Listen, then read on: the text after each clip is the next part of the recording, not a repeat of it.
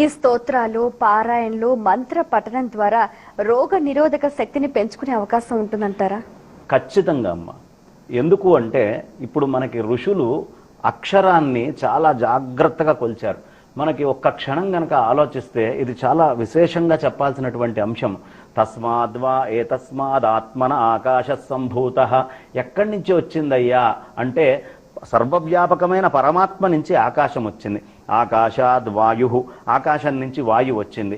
వాయోరగ్ని, వాయువు నుంచి అగ్ని వచ్చింది. అగ్నేరాప, అగ్ని నుంచి జలం వచ్చింది.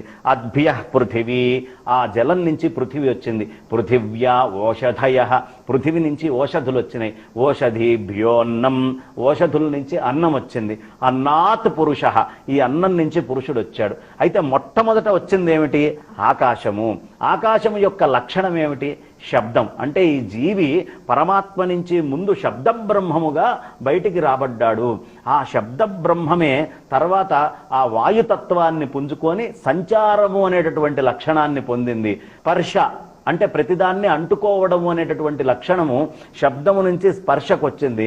స్పర్శ నుంచి అగ్ని, కనిపించడము, రూపము అనేటటువంటి తత్వానికి అగ్ని దగ్గరకు వచ్చేటప్పటికి రూపం. అందుకనే రామచంద్రమూర్తి ఉద్భవించాలి స్వరూపంగా అంటే యజ్ఞం చేయమన్నారు. యజ్ఞము నుంచే రూపము అనేటటువంటిది దర్శనమిస్తుంది. కాబట్టి శుద్ధమైన పరబ్రహ్మస్వరూప ప్రప్రథమ రూపదర్శనం మనకు కావాలి అంటే యజ్ఞాన్ని ఆచరించాలి. కాబట్టి అక్కడికి వచ్చేటప్పటికి అగ్నితత్వం చెప్పారు. ఆ అగ్ని నుంచి జలాలు అనేటటువంటి వచ్చిన H2, 2 హైడ్రోజన్ మాలిక్యూలు, ఒక ఆక్సిజన్ మాలిక్యూలు. అక్కడ జలము నుంచి పృథివీ అనేటటువంటిది వచ్చింది. ఈ పృథివీ నుంచి ఓషధులు వస్తున్నాయి. అంతే కదా, పృథివీ లేకపోతే ఓషధులు రావు, చెట్లు ఇవన్నీ రావు. ఎలా నా తల్లి నాకు తల్లిలో ఈ పృథివీ కూడా తల్లి. అంటే నేను ముందు ఎక్కడ ఉన్నాను, మనం గనక వరుస వేసుకుంటే తల్లి గర్భం, తల్లి గర్భం కంటే ముందు తండ్రి వీర్యం, తండ్రి వీర్యం కంటే ముందు ఓషధుల్లో ఉన్నాను, ఓషధుల కంటే ముందు భూమిలో ఉన్నాను, భూమి కంటే ముందు నేను జలములో ఉన్నాను, జలానికంటే ముందు అగ్నిలో ఉన్నాను, అగ్ని కంటే ముందు వాయువులో ఉన్నాను, వాయువు కంటే ముందు ఆకాశంలో ఉన్నా, ఆకాశానికంటే ముందు పరమాత్మలో ఉన్నా. కాబట్టి అన్నిటినీ క్యూర్ చేయడానికి మొదటి మూలం ఏదయ్యా అని ఆలోచిస్తే శబ్దమే మూలము. అందుకే శబ్ద బ్రహ్మము అన్నారు. ఓంకారంతో మొదలవుతుంది. అక్షరాలు చూడమ్మా ఎంత చక్కగా మన వాళ్ళు నిర్ణయించారో. మనకి ఎప్పుడైనా అక్షరాలను తీసుకుంటే ఎంత సైంటిఫిక్గా మన ఋషులు ఈ అక్షరాలని నిర్ణయించారో మనకి తెలుస్తుంది. ఇప్పుడు మనకి కాఖా గాఘ ఇన్యా అనాలనుకోమ్మా, ఎక్కడి నుంచి అంటాం? కంఠములో ఈ లోపల ఎక్కడైతే మనకి కొండనాలిక అంటుకుంటూ ఉంటుందో ఆ కింద ప్రదేశం, కరెక్ట్గా దాని కింద ప్రదేశం నుంచి కాఖా గాఘ ఇన్యా అంటాం. చాఛా జాఝా ఇని కొంచెం పైకి తీసుకొచ్చి నాలిక మీదే కొంచెం పైకి వచ్చాక చాఛా జాఝా ఇని అక్కడ వాడతాం. టాఠా డా అణ అనేటప్పటికి మధ్య నాలికని వాడతాం. తాథా దా నా కొస నాలికని వాడతాం.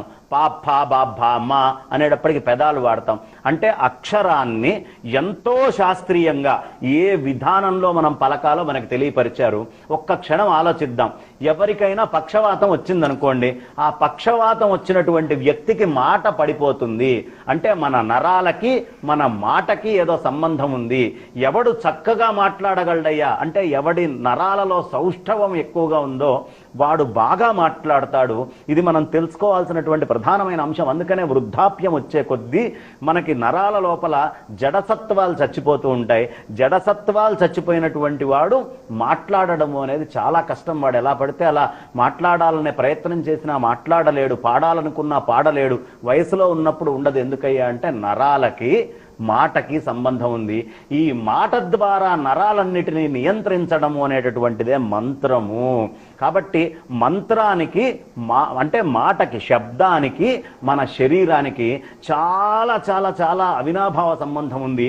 ఏ శబ్దాలు ఈ శరీరాన్ని కాపాడగలవు అనేటటువంటివన్నీ కూడా మూల మంత్రాలుగా, మహామంత్రాలుగా మన పూర్వీకులు దర్శించి ఒక పద్ధతి ప్రకారం, అంటే ఎలా పడితే అలా శబ్దాలను అంటాం కాదయ్యా, పూర్వమే ఆ శబ్దాన్ని శరీరం లోపల సిద్ధి చేసుకున్నటువంటి మహానుభావుడు ఎవరున్నారో వాళ్ళ ద్వారా ఉపదేశాన్ని పొందితే ఆ సక్రమమైనటువంటి పద్ధతిలో ఆ శబ్దాన్ని అంటం నీకు కూడా వస్తుంది. ఆ శబ్దాన్ని నువ్వు అంటం వల్ల నువ్వు ఉద్ధరింపబడతావు, పైన ఉన్న ఆత్మస్థితికి చేరతావు, కిందకి మళ్ళీ పతనం అవ్వాల్సినటువంటి పని ఉండదు అని శబ్దాన్ని మన పూర్వీకులు నిర్ణయం చేసినప్పుడే ఏ శబ్దము సుశబ్దము, ఏ శబ్దం అపశబ్దము, అపశబ్దము అనే పదం వాడుతున్నారంటేనే మనం అర్థం చేసుకోవాలి. కాబట్టి ఇలా శబ్దాన్ని గురించి అనేక విషయాలు మన ఋషులు మనకు తెలియపరిచారు.